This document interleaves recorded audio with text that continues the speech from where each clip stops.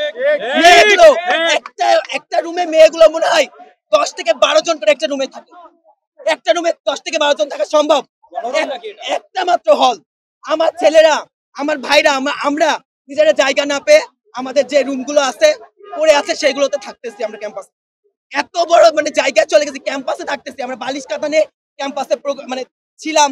ওখানে থেকে থেকে টনক নড়েনি, প্রশাসনের মানে দৃষ্টি ওখানে যাই নাই। দৃষ্টি তাদের এতটাই সংকীর্ণ যে চশমা দিয়েও দেখতে পারে না। চশমাও তাদের দৃষ্টিকে মনে হয় সংকীর্ণ আরো বেশি করে, তার জন্য আমাদেরকে দেখতে পারে না। আমরা বালিশ কাঁথা নিয়ে এসে শুয়ে থাকি ক্যাম্পাসে, মশার কামড় খাই, ডায়রিয়া হয়, আমরা অসুস্থ হয়ে যাই গিয়ে ক্লাসে যখন বলি। আমাদের মেয়েরা ছেলেরা প্রতিনিয়ত সুইসাইড করতেছে, যে তাদের মাস শেষে টাকা দিবে কোথা থেকে? মাস শেষে একটা ক্যাম্পাস কন্টিনিউ করবে কিভাবে? তার খাওয়ার টাকাটা আসবে কিভাবে? আমার মনে হয় জগন্নাথের একটা স্টুডেন্টও 3 বেলা খায় না, 3 বেলা খায় না তারা, ঠিক আছে?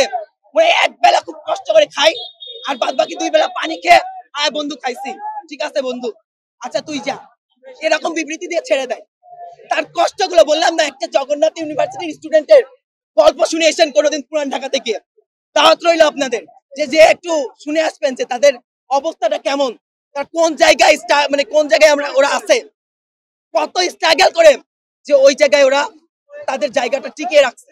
মানে দিনের পর দিন সুইসাইড করতেছে, দিনের পর দিন না খেয়ে আছে, দিনের পর দিন এইভাবে মার খেয়ে।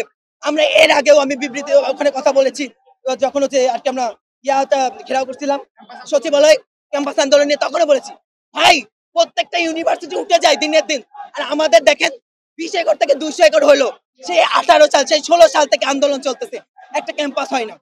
এত কোটি টাকা বাজেট কই যায়?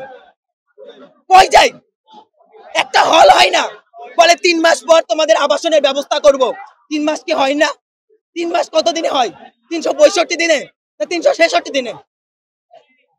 366 দিনে মনে হয় আমাদের ক্যাম্পাসের জন্য 3 মাস হয়। তাদের বছর 365 দিনের জায়গায় 366 দিনে হওয়ার পরে তাদের মনে হয় 366 দিনেই মাস হয়। 3 মাস পর আমাদের আবাসন দেওয়ার কথা, এখনো পর্যন্ত আবাসনের কোনো কথা নাই।